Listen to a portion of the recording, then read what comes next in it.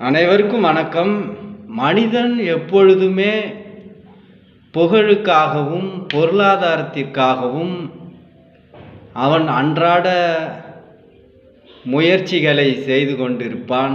அதிலே சிலர் வெற்றி அடைவார்கள், சிலர் அதில் தோல்வி அடைவார்கள், சிலர் அதை பற்றி எதுவும் சிந்திக்காமல் அவருடைய அன்றாட வாழ்க்கையை கவனிப்பார்கள். இப்படிப்பட்ட மனிதர்கள்தான் நம் சமுதாயத்தில் இருக்கிறார்கள்.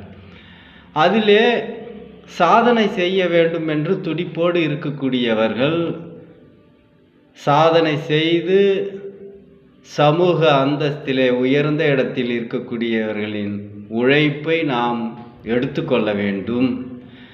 அப்படி எடுத்துக்கொள்ளும் பொழுது அதிலே நிறைய இடர்பாடுகள் எல்லாம் வரும். உன்னால் முடியுமா? இது பொருளாதாரத்திலே மிகப்பெரிய சக்தி இருந்தால்தான் முடியும், அப்படி என்றெல்லாம் சொல்லுவார்கள்.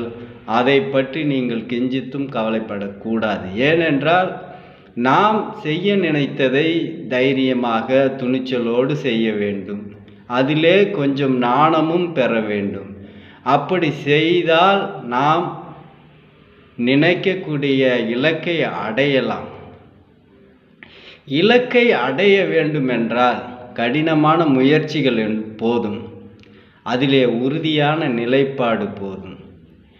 இதிலே பொருளாதாரம் என்பது ஒரு முக்கியமான ஒரு பொருள்தான். அதிலே உழைப்புக்கு மிஞ்சியது எதுவுமே இல்லை. நாம் செய்ய நினைத்ததை அல்லது செய்யாமல் விட்டதை எங்கோ ஒருவர், யாரோ ஒருவர் செய்து முடிப்பார். அவர்தான் சாதனையாளராக கருதப்படுவார். எனவே நீங்கள் செய்யக்கூடிய அல்லது சாதிக்கக்கூடிய செயலை மற்றவர்கள் பேசக்கூடிய அல்லது அவர்கள் சொல்லக்கூடிய கருத்துக்களை நீங்கள் புறம் தள்ளக்கூடாது. காதிலே வாங்கி கொள்ளுங்கள். ஏனென்றால் உங்களை காதிலே அவர்கள் வண்டுகளை போன்று ரீங்காரம் விட்டு கொண்டே இருப்பார்கள். எனவே அவர்களுக்கு செவி மடுக்குங்கள். மடுக்கவில்லை என்றால் அவர்கள் உங்களை விடவே மாட்டார்கள். எனவே சாதனை மட்டும்தான் உங்கள் கண்ணுக்கு தெரிய வேண்டுமே ஒழிய அடுத்தவர்களின் புலம்பல் பேச்சுகளை நீங்கள் ஒருபோதும் எண்ணாதீர்கள். சாதனை புரியுங்கள், சமூகத்தில் உயருங்கள், பொருளாதார அந்தஸ்திலே தன்னை நிலைநாட்டிக் கொள்ளுங்கள்.